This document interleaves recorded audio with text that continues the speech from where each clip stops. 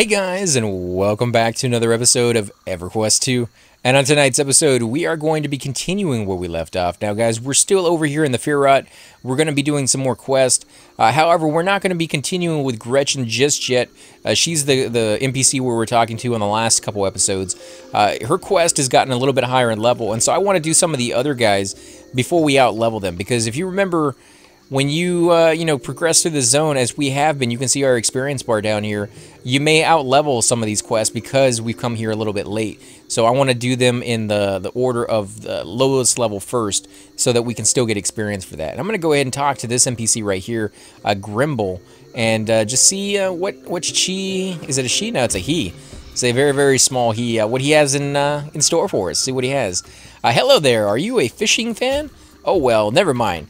Fishing is a bit of a tradition in the Brumble family. Once I'm done in this forsaken swamp, I hope to meet up with my cousin and pick up some fishing again. Not much fishing to do around here, is there? Not much fishing at all. There is, however, a rather healthy supply of bait. My cousin thinks some of these creatures may be good bait, may make good bait, I should say. I'm sure you know how temperamental fish can be, so it's always a pleasure to find some good bait. Don't I know it? Well, I guess you do then. Well, I could sure use some help gathering bait from around here. I don't have time to gather much bait myself, so I can use a hand gathering it, getting some meat. Do you think you could collect some meat for me to use as bait? Sure, I've got some time to kill. And there we go, Brumble Family Tradition, level 38. We're going to get at least 93 silver, 45 copper, as well as the Bouncer's Earring of Force. Treasured No Trade, 16 strength, 15 agility, 16 stamina, 366 versus Elemental, Noxious, and Arcane, 0.8% potency, 50 ability modifier. It's for the ear and it's level 38 requirement. And of course that is, that's probably the melee one right there. It doesn't say only for Berserkers and Guardians and Shadow Knights and things of that sort, but it has strength and stamina and agility, and that's not something that most of the other classes are going to need. So you'll probably get a different weapon for that one. So let's go ahead and hit accept on that. And we will take a look around. Well, okay then. Find me some damsfly meat, some lizard meat, and some meat from those weird wormy things. Your help is much appreciated. Always happy to help, man. Always happy. Weird wormy things. Okay, so what do we need? We need damsfly meat. Well, we know where that is. They're all over the place, just kind of flying around here and there.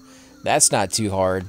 We need pieces of... Actually, there's one right there. Let's see if we can get this one up here.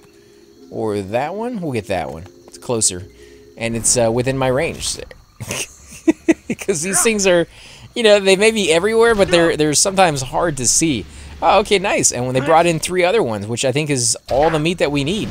Unfortunately, we did not find the quest item on those. So you're not always going to get a quest item off of these creatures, which means we may need to kill quite a few of them. Oh, what happened there? Did I lose a... Did I lose a bar? Open up new hotbar? No, that's not what I wanted to do. Close hotbar. I think I lost a spell. Oh, it went down. Okay, I see what happened. How do I get that to go back up? That is weird. Yeah, I'm going to have to look at that off camera and see if I can figure that out, because I don't want to sit here and mess with that. But yeah, it kind of jumped down there. We also need lizard meat, so we're going to come over here where there are some lizards, as well as some more of these flies. And we're going to try to get some of these guys down here. Let's look. What else do we need? We need to collect 3 bitter blooms. Worms. Bitter bloom worms. Where would the bitter bloom... Oh, you know what? They are worms, I guess, technically. They just don't really look like them, per se. They're pretty big. And they're back over there at the entrance. So we're going to go back over there in a minute, as soon as we can find a few more of these things, as well as some lizards. But I think somebody's been killing the lizards lately. So we do have to, kind of compete with that. Come on, there we go. We got 1 at a time. Now we got 3. That's better. That should be a little bit easier to find what we're looking for. We've already found 2. We just need to find 1 more. Nope, did not find the item off of that. Let's see if we have better luck with this guy. Nope, still did not find the item. Holy crap. How many of these are they going to make us kill? Now, when it comes to quests like this, watching a video of it, you may get an idea of like, oh, this is kind of difficult to get. Or it's really easy to get if the guy has a lot of luck. Because it really does come down to luck, guys. I've done many quests like this. I've had people go through it and not get the pieces they're looking for 30, 40 minutes. And I've also come through it on other characters where I've gotten it every single time, the first 10 in a row. So, yeah, it could either be a very long quest or a very short quest, which kind of sucks because at this level, they're easy. But at later levels, the creatures start becoming harder and harder, and they start giving you less of them. So in the entire zone, you may only have like 5 of those creatures to hunt. And if you don't get it off of those 5, you may have to wait a decent amount of time to get the next ones to spawn. It's not like a constant killing like it is at this level. So, yeah, wow, these guys over here in this area suck. And sometimes it's as simple as that. Sometimes it is creatures in certain areas seem to have worse luck than other ones out there. Let's see, we're gonna get you guys because I want what I need. Come on, give me an update. I need 3 of them, and you guys don't have a lot. Oh, we're not getting anything off of these. Oh, do they mean lizards? Okay, so they may mean the dredge. These guys over here. I guess they probably do. Yeah, they have little feathers over their head. Okay, so a bitter bloom right there. We need that guy as well. So let's get in here. We're also going to need these guys, so we might as well do an area effect here in a second and get aggro from this guy and his little pals. Can we get you guys over here as well? I think we can. There we go. That actually didn't bring him into the fight. I wonder why. I don't know. We're not going to worry too much about that. We're going to take on the creatures who are attacking us. Come on. Where are you going? Come back here, dude. But these guys are very, very easy to kill. In fact, if I zoom in, you can get a nice little view of what they look like. Very cool looking. I mean, they spent some time on this game, guys, and they spent some time making sure the graphics were better. I remember when EverQuest 1 came out, it was amazing graphics, and it really just blew you away. Nowadays, when you look at it, you're probably like, oh, it's a little dated. I still like it quite a bit, but even when EverQuest was out and they were coming out with the expansions for it, it was a game that they were constantly pushing the envelope of what they could do with the graphics. Whoa, look at that. 17 wisdom, 20 intelligence, 20 stamina. I guess we're going to go ahead and pick that up. I don't really need it, but we can always sell it or give it to, you know, somebody else who might need it as well. But yeah, they were always pushing the envelope of what they could do with their graphics without trying to revamp too much of their game engine. Because, you know, with programming, and I'm not going to try to get into programming and like explain it to you guys too much because, to be honest, it's, you know, a field that I don't understand very well either. I'm not a programmer. I have never done any programming whatsoever. I have talked to a lot of programmers, and I've had discussions with them and kind of picked their brain about it a little bit, so I do understand a little bit of the basics, but yeah, when it comes to the complicated stuff, no, I'm not familiar with it at all. However, when you play games like this, you will constantly see updates, and they try to explain to people as much as possible what these updates do, because a lot of people who do play games like this are very, you know, knowledgeable when it comes to stuff like that. So they give the information out there and let you kind of do with it what you may. And one of the things that they always kind of had to contend with was the engine, you know, the basis, think of the structure beneath the gameplay itself. That runs everything, you know, and you can put on a number of updates to kind of beautify the surface area of that program, but you can't really go back and make too many changes to the core of it without creating all sorts of weird, ripply, you know, effects of just massive proportions. At least they found that out themselves when they tried doing stuff. Because every time they would put out an update, whether it was a big update or a small update, it would affect the coding in another part of the game, and you may go in there and add a new zone with one creature in it, right? Or, in fact, not even a new zone. You may just add a fix. You know, you go in there and say, oh, these guys were glitching out anytime somebody used this combination of spells. You go in there and fix that. Somewhere on the other side of the world, because you fixed that update, that coding had a weird reaction, and all of a sudden, the raid boss mob is throwing out Easter eggs and killing people with candy canes. You know, I'm exaggerating on that one. It's not really that bad, but it is possible that your fix created other malfunctions.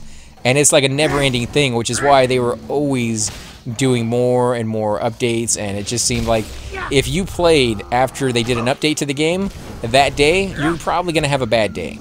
Because just weird things were going to happen. Sometimes good things that you could exploit, but the game you know, they were really good about going in there and removing stuff that you shouldn't have gotten. Sometimes they let you have it. Sometimes they would because you got there first and they take it out and everything's fine. But no, most of the time they would go back and kind of you know, take it out and be like, you shouldn't have been able to get an item that gives you all these stats that was a glitch, you know, or they fix the item and be like, this is what the item should have been, and you have one. Good luck with it, but yeah, it only has 1 strength now instead of 10,000 like it, you know, originally had when you first got it. So it's kind of interesting to see, you know, how this stuff interacts with each other, and even they who go to school to learn all this, and they have a job where they're in the field and they're getting paid lots of money to do all this stuff, and they're professionals. They know what they're doing. Even they have a hard time figuring out how this stuff is going to interact with one another. You know, maybe if they were given all the time in the world, they could figure it out before, but you know, they're doing it on the fly, and they're fixing what they can where they can, and it's just it's cool to see them always pushing the boundaries and saying, you know, this is what the game looks like right now. We want to do an upgrade. Let's figure out how to do that. But at some point, like I was getting to, is they get to a stage where the graphics are pretty much the best they are ever going to be for that engine. To get any better graphics, they would have to update so much. Think of like South Park, for those of you who may have watched that television show, versus the way it is now. When they first started out, it was quite literally construction paper that they had cut out in the shape of the characters. They'd put it down on the little you know, area. They'd snap a picture, they move it slightly, snap another picture, move it slightly, snap another picture, and that's how they created their episodes. Now they're all CGI. It's graphics that they're doing it with.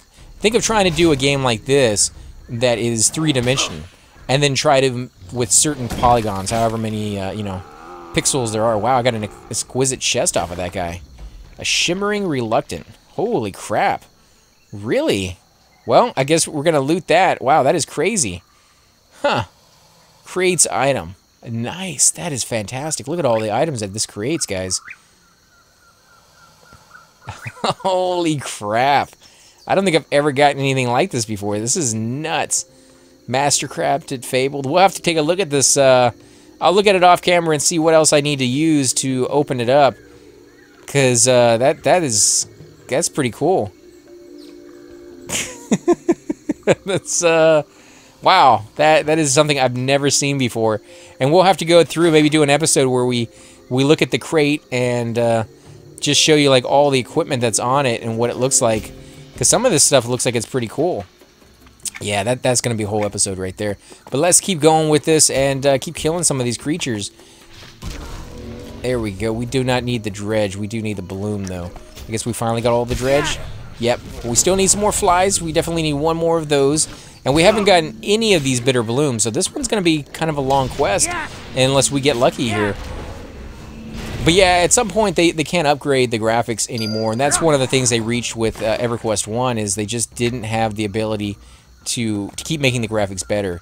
And so at some point they decided, hey, if we can't do the graphics better here, we're going to go ahead and do something we've been planning on doing anyways, which is just creating another game. You know, it's another EverQuest game.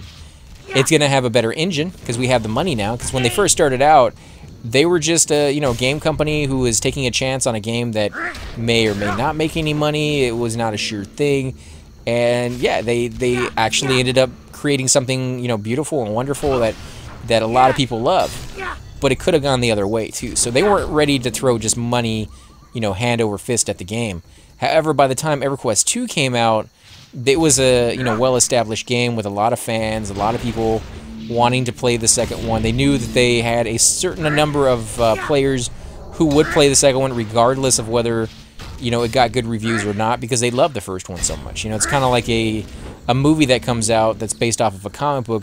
They know pretty much that a certain number of those fans who love the comics are going to come out and join and watch the movie as well. So there's a little bit less risk involved, because you're guaranteed just a little bit amount of money, and as long as you don't spend more than that, you're still going to break even. But I think they went all out with EverQuest 2. They spent a lot of money on it. They created more servers for it. They got prepared for the day one stuff, and I'm not going to say they did everything perfect, because I don't think you ever can. There's a lot of stuff to get right. And every single time you think you know everything you're going to need to know, something else crops up. Like I said, the coding that they do is very complex. There's a lot of things in this game that they have to get right. Everything has to interact with each other. Even when that is done, even when all of that is working beautifully, you throw in players, and all of a sudden all that is thrown out the window because players will do some weird stuff. They're playing on all sorts of machines. If the game freaks out, if their machine freaks out and causes them to do something like teleport, like if they lag because they're losing connection, right, and their character continues to run and somehow teleports into a wall that they shouldn't have been into, the game itself may register and be like, okay, that character is in the wall. He's not supposed to be in there.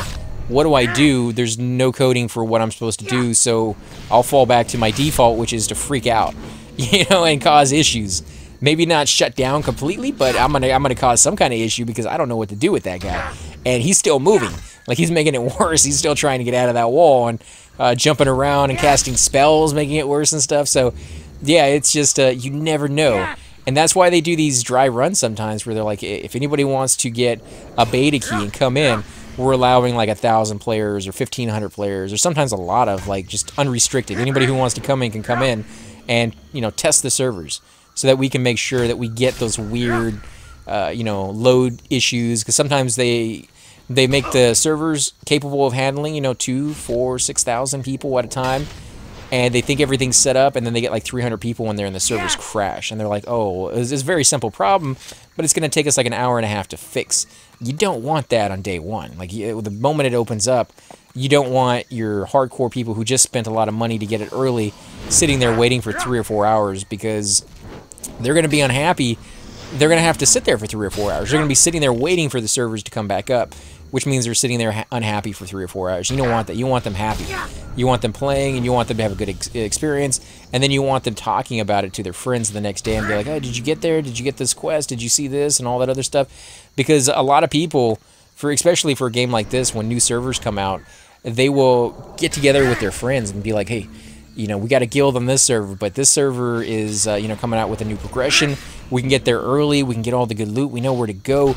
Let's form a guild over there, start day one, and we'll do everything together, you know, and they will set aside like a weekend to do that. Now, we need to kill more the bitter blooms. Okay, so we need the snake-like creatures, worm-like creatures, however you want to describe them. But yeah, they start that from day one, and it's a very, very cool thing when they do it that way, because it's just, I play EverQuest old school with my friends, and it really is a unique experience to play the whole game from level 1 to max level with a group of people that you're accustomed to. Because if you do it with pickup groups, and there's nothing wrong with it, that's how I played it the very first time around, is I just played it with whoever I could find. If you play it with whoever you can find, you're not guaranteed a cohesive group. Like, they're not always going to be listening to you. They're not always going to be, you know, letting you know when things go badly. And a lot of them are only out for themselves. So you're going to get some bad people mixed in there with the really good people. But you play with your friends, it's a more relaxed, more enjoyable atmosphere because you know the people. But we're going to go ahead and turn this in real quick, guys, and see what he has to say. You are back. Good to see you. Do you have my bait? Why, yes. I have it right here. And there we go, guys. We got 1 gold, 74 silvers, 40 copper, as well as our Bouncer's Earring of Force, which is better. Is it? No, it really isn't better than what I'm wearing already, because we've gotten some really good stuff, but we'll definitely take it, and we can always transmute it if we really want to. We'll go ahead and accept. Thank you. I'll save this up for when I'm ready to head back to the civilized world. Just save a fish or two for me. And of course, he has another quest, but we're going to do that on the next episode, guys. Again, I do want to thank you all for coming out. If you do enjoy these videos, take a moment, hit that like button, subscribe, or even better yet, guys, share the video with your friends. Let them know about this series.